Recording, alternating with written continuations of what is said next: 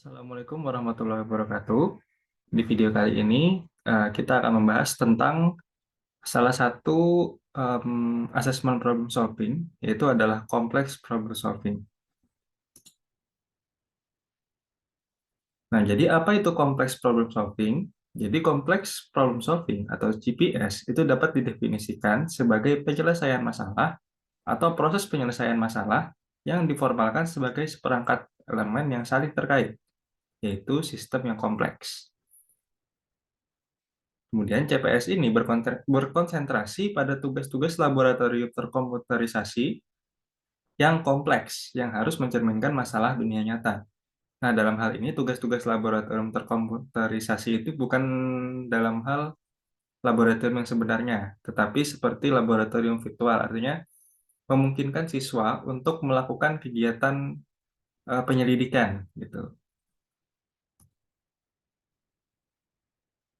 Kemudian, CPS itu berdasarkan perspektif Eropa, itu dijelaskan oleh 5 fitur utama, gitu ya, jika dibandingkan dengan problem solving yang biasa. Yang pertama adalah kompleksitas, itu mengacu pada sejumlah besar variabel yang membentuk struktur masalah tertentu.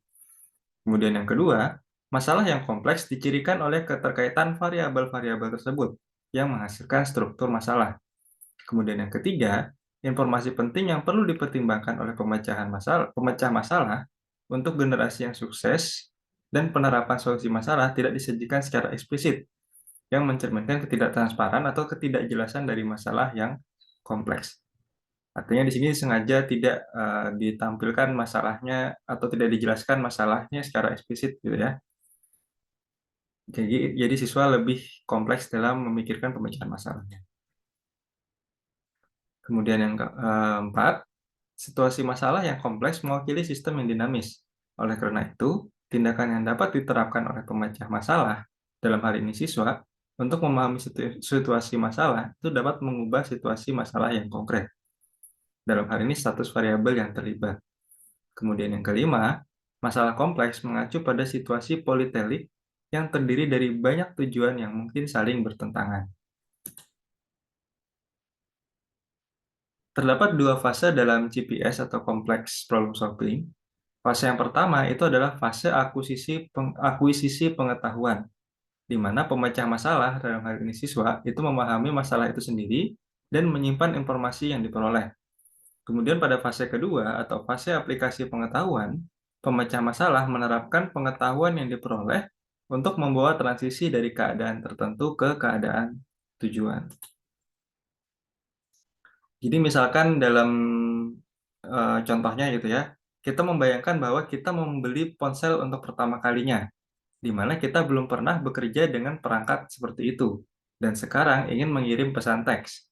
Pada dasarnya, itu ada dua hal yang perlu dilakukan.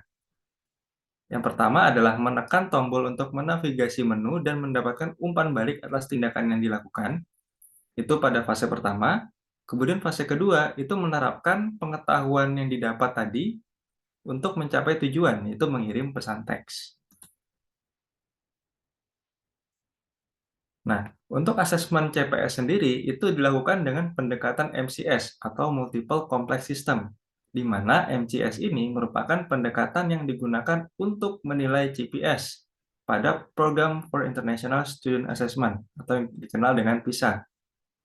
Kemudian, pemrosesan masalah CPS itu dibangun di atas penciptaan struktur sistem yang mendasarinya, yang didasarkan oleh dua hal, yaitu Linear Structural Equations atau LSE, atau Finite State Automata atau FSA. Model LSE tadi itu memungkinkan untuk menggambar hubungan kuantitatif linear positif atau negatif dari berbagai ukuran efek antara beberapa variabel input dan output berskala interval. Artinya di sini lebih kepada hubungan kuantitatifnya. Kemudian untuk model FSA itu memungkinkan pemodelan hubungan kualitatif antar variabel. Ini merupakan contoh soal di PISA yang menerapkan atau menggunakan pendekatan dari MCS tadi. Jadi tentang kontrol iklim gitu ya. Jadi di sini ada beberapa seperti indikator gitu ya, yang bisa diubah-ubah oleh siswa dan akan mengakibatkan perubahan pada temperatur dan kelembapannya. Jadi di sini siswa, diminta untuk menganalisis gitu ya, bagaimana, eee, apa ya, perlakuan yang mereka lakukan pada kontrol ini terhadap temperatur dan, humidity atau kelembapannya. Nah, kemudian akan ada pertanyaan yang di bawahnya ini tentang pertanyaan pertama, yaitu siswa nanti akan menghubungkan antara variabel input, dalam hal ini adalah, kontrol tadi, kontrol yang mereka kendalikan, terhadap, variabel output, dalam hal ini adalah suhu dan, mmm, kelembapan, gitu ya. Nah, penjelasannya, dalam fase perolehan pengetahuan dari tugas, pengendalian iklim tadi, siswa harus mencari tahu bagaimana variabel input, dalam hal ini kontrol atas, pusat, dan bawah, berhubungan dengan variabel output, yaitu suhu dan kelembapan. Kemudian model kausal atau hubungan yang dihasilkan itu dibandingkan dengan model kausal yang benar untuk memperoleh indikator kemahiran peserta dalam mengakuisisi pengetahuan. Kemudian pada fase kedua, yaitu aplikasi pengetahuan, model yang benar akan disajikan kepada siswa. Lebih lanjut, nilai target khusus ditentukan dan perlu dicapai dalam menerapkan pengetahuan tentang struktur sistem. Nah, keunggulan dari MCS ini sendiri yaitu adalah yang pertama, memungkinkan diskriminasi atau pembandingan atau perbedaan antara pemecah masalah dengan berbagai tingkat kemahiran dalam CPS-nya. Kemudian memberikan estimasi perolehan pengetahuan dan penerapan pengetahuan dengan tingkat keandalan yang tinggi. Kemudian yang ketiga, menghalangi gangguan irreversible skor CPS akhir dengan kesalahan acak tunggal pada awal penelitian. Demikian penjelasan tentang asesmen dalam kompleks problem solving. Mohon maaf apabila ada kesalahan dalam penyampaian informasi. Sampai jumpa lagi di video selanjutnya. Wassalamualaikum warahmatullahi wabarakatuh.